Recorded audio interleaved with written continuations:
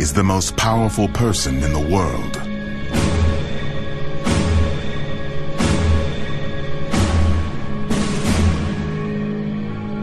He commands the greatest military in history. And every public move he makes is recorded and analyzed. I shall resign the presidency effective at noon tomorrow.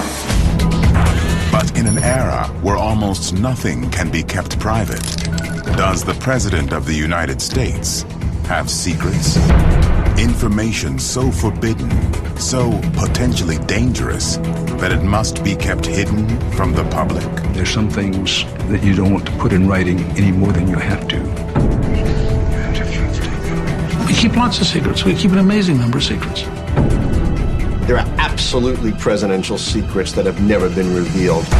But if there are secrets, where would they be kept? In a computer? A safe? A locked briefcase?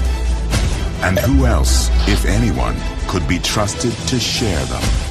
There are things that George Bush 41 and I know that not too many other people know. There are those who believe in the existence of a book that contains the topmost secrets of the United States of America. A book passed down from one president to another in a nearly unbroken chain that extends all the way back to the beginning of the nation's highest office, and whose content is known to only 5 living persons. But does such a book exist? Is there really a President's Book of Secrets? Are you prepared to take the oath, Senator? I am. I, Barack Hussein Obama. I, Barack Hussein Obama, do solemnly swear. On January 20th, 2009, Chief Justice of the Supreme Court, John Roberts, administers the oath of office to President-elect Barack Obama. So help you God? So help me God. Congratulations, Mr. President. Later that day, upon arriving in the Oval Office, the nation's 44th president discovers a single envelope atop his desk. Addressed to 44, it contains a personal message from the outgoing president, George W. Bush. But when asked about the letter, President Obama declines to reveal its contents. But why? What could have been so important, so confidential, that only another president's eyes could behold the letter's contents? Did it involve matters of national security? Did it contain critical information about the economy? Or much, much more? Some have even speculated that there is, in fact, an entire book filled with such secret information. A so-called Book of Secrets, passed on from one president to another. If so, what would be in it?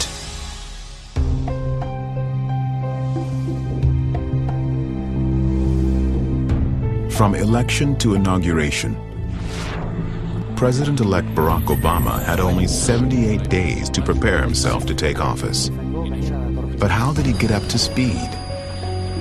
Did he have help from a secret book left behind by his predecessor? Or was the intelligence he received from less audacious and more conventional sources? A lot of it is told orally, and understandably and rightfully so. There's some things that you don't want to put in writing any more than you have to. The ones that were probably the most interesting ones where they said, okay, well, let me just tell you some other things that we know. They didn't really want to put that down on paper. In the weeks before the inauguration, former CIA Director Michael Hayden briefed President-elect Obama regarding ongoing covert activity by the United States against its foreign enemies. I began by saying, Mr. President-elect, these have all been personally authorized by the President. But they are not authorized by the person of the President. They are authorized by the office of the President.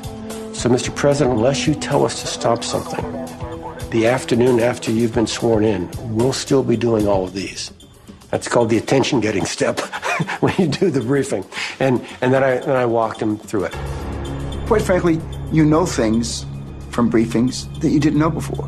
the size of the debt, the threat from overseas, the amount of terrorists that may be in the country. Things that you know on the surface from your briefings, but when you're down to the depth of it, you say, holy smokes, I wish I'd known that during the campaign. It's one thing to be the candidate. It's nothing to have your finger on the button, as they say. But no matter how well briefed or thoroughly informed, few incoming presidents are prepared for just what they will learn on Inauguration Day. Only then will he or she have unlimited access to all classified documents, answers to almost any national security question they might have. But how might this new secret knowledge affect the president's policies and priorities? And could this be the real reason for the marked differences between the rhetoric of a presidential candidate? Read my lips. No new taxes. We will start getting to work. We will close Guantanamo. And the rhetoric of a president who now has access to more sophisticated government intelligence. You elect a president because of vision. He has a view of the world. He has a view of where he wants to take the world.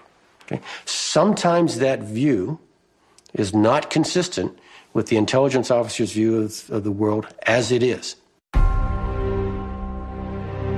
The greatest example I can imagine is a person who was ascended to the presidency by death, Harry Truman, who, upon becoming president, learned that there was an atomic bomb.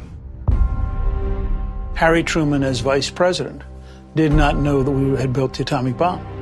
When he became president, was being briefed on the scale of the weapon and the potential power it had. And he literally knew nothing about it.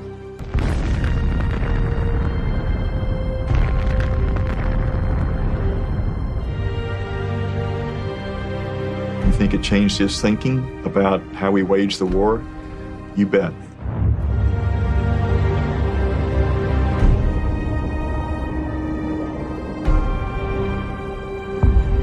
I often wonder what he said to his wife when he went back in the family quarters just after he learned that.